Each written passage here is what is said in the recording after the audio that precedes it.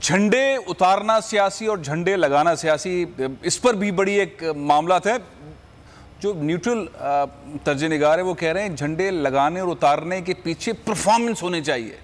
Road ٹوٹے ہوئے ہیں، لائٹیں نہیں جل رہی ہیں، کھمبے ٹوٹے ہوئے ہیں، لیکن جھنڈے لگے ہوئے ہیں۔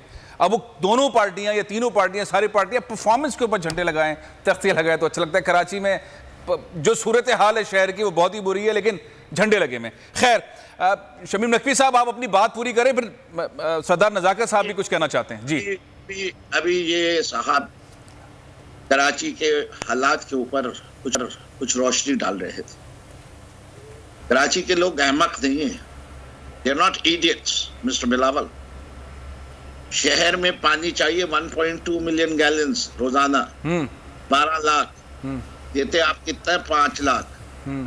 اس شہر کے اندر 16,000 ٹن کوڑا جنریٹ ہوتا ہے، گرتا ہے، پیدا ہوتا ہے۔ اگر آپ کو الفاظ کی کمی ہے میں دیتا جاتا ہوں اردو میں جی، لیکن اٹھاتے آپ کتنا ہے؟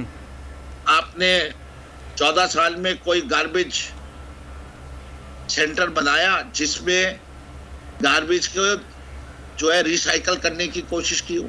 جی سر، کہ جو گاربیج آپ کوڑا جو آپ منزل تک پہنچاتے ہیں اس کی تعداد کم ہو جائے۔ دنیا میں لینڈ فل سائٹ کے اوپر صرف 5% کوڑا جاتا ہے، یہاں 100% جاتا ہے۔ جی، اس وقت اس شہر کا جتنی سیوریج ہے بغیر ٹریٹمنٹ کے سمندر میں ڈالی جا رہی ہے۔ ایک بات غلط کہہ رہا ہوں نہیں، آپ نے پرفارمنس وائز سوال اٹھائے ہیں۔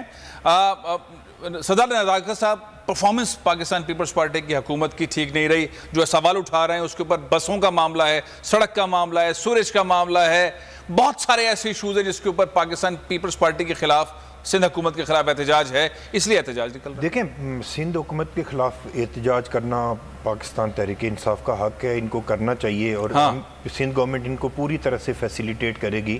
لیکن یہ فردوس شمیم نقوی صاحب کی عمر کا آدمی اس طرح کی جو کرانہ گفتگو کرے کہ بلاول بھٹو کے لیے اس طرح، یہ منہ اور مسور کی دال، ان کی اوقات ہی نہیں ہے۔ ان کو پاکستان کے اوپر مسلط کیا ہے۔ دیکھیں، میں آپ کو بتاؤں، جو انہوں نے لفظ استعمال کیا ہے، ان کو شرم آنی چاہیے کہ ایک پاکستان کے ایک ایسے لیڈر کے لیے یہ اس طرح کا لفظ استعمال کرتے ہیں۔ سردار نزاکت صاحب، میں کسی کو غدار نہیں کہنا چاہتا، میں نے ان کو بھی روک دیا تھا، میں آپ کو بھی روکتا ہوں۔ دیکھیں، لیڈرشپ سے متعلق کوئی سوال، کوئی بات ایسی نہیں ہونی چاہیے۔ لحاظ کریں اور تھوڑا بہت شرم کریں کہ آپ کس طرح کی لینگویج استعمال کر رہے ہیں۔ آپ لوگوں کو غیرت ہے، شرم ہے کہ کس طرح کی آپ لوگ زبان استعمال کرتے ہیں، اور پاکستان کے جو قومی چینل پہ بیٹھ کے آپ اس طرح کی زبان استعمال کرتے ہیں۔ دونوں اپنے مہمانوں سے معذرت چاہتا ہوں، اس طرح کی گفتگو نہ کریں۔ نہیں، بالکل میں اس طرح کی گفتگو، میں جس طرح کی گفتگو انہوں نے کی، میں سمجھتا ہوں کہ علی پرویز ملک صاحب، پاکستان کے اندر جو